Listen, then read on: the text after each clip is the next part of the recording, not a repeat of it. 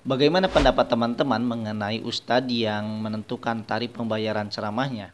Assalamualaikum warahmatullahi wabarakatuh. Teman-teman, bagaimana kabarnya hari ini? Semoga Allah senantiasa melindungi, meridhoi, serta memberkahi kehidupan kita. Amin ya rabbal alamin.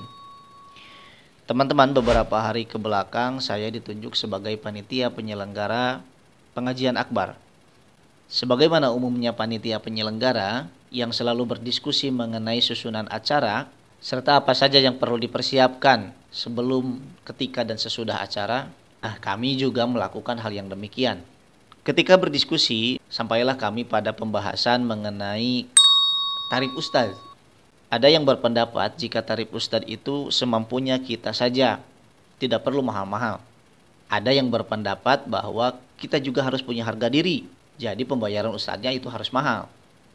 Tapi ada juga yang berpendapat, ya sebagaimana umumnya orang membayar saja, jadi pembayaran ustadznya kita samakan dengan orang lain. Dari sini timbul pertanyaan, bagaimana jika ustadznya sendiri yang menentukan tarif? Apakah syariat membolehkannya? Lalu bagaimana pandangan para ulama mengenai hal ini? Nah teman-teman, seorang dai itu seharusnya memang mempunyai pekerjaan untuk bisa menafkahi keluarganya. Jadi ia tidak hanya bersandar pada aktivitasnya berdakwah. Nah, bagaimana jika dai yang diundang itu menentukan tarif atau menerima amplop?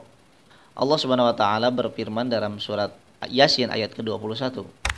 Ikutilah orang yang tiada meminta balasan kepadamu, dan mereka adalah orang-orang yang mendapat petunjuk.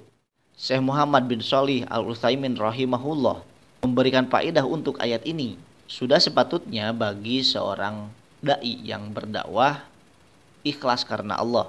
Ia tidak menerima pemberian dari manusia, dari hartanya, walaupun ia diberi dan tidak meminta. Karena itu akan merendahkan dirinya ketika menerima upah semacam itu. Karena ia berdakwah dan memberikan nasihat. Sedangkan Rasulullah SAW sendiri tidak menerima upah, baik dengan omongan langsung ataupun lewat mimik wajahnya. Maka ada yang menyampaikan nasihat begitu bagusnya, dan ketika ia selesai, ia meminta tarif untuk kebutuhan keluarga, untuk kebutuhan ini, untuk kebutuhan itu. Akhirnya petuahnya itu hanya dimaksudkan untuk mencari keduniawian. Namun Syekh Muhammad bin Shalih Al-Utsaimin menyatakan bahwa memang kalau seorang dai dalam keadaan butuh, maka tidaklah mengapa ia mengambil amplopnya. Beliau berdalil dengan sabda Nabi SAW, sesungguhnya yang lebih pantas untuk diambil upahnya adalah dari pengajaran Al-Quran, hadis riwayat Bukhari. Dalam hal mengajar Al-Quran, Imam Malik dan Imam Syafi'i sepakat membolehkan mengupah pengajar Al-Quran. Pendapat ini juga menjadi pendapat Atha, Al-Hasan bin Shalih, Malik, Ishaq, dan lain sebagainya. Ulama lainnya yang melarang upah dari mengajar Al-Quran adalah seperti Al-Juhri dan Abu Hanifah. Namun terbantah salah satunya dengan dalil di atas. Jadi kesimpulannya teman-teman, seorang dai baiknya tidak menerima amplop ketika ia berdakwah. Ini demi memuliakan dirinya dan menjaga keikhlasannya.